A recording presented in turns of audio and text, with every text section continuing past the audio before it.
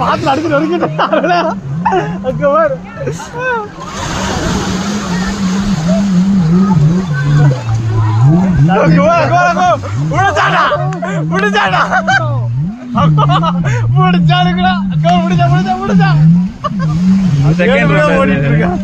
இங்க வரமா நல்லா இருக்கும்.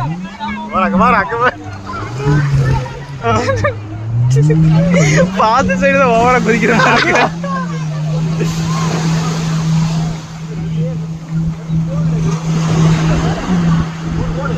இது கம்மி தான் நிக்கிறேன். ஆமா அப்படி சும்மா அது கூட கொஞ்சம் ஹெவியா இருக்கும்.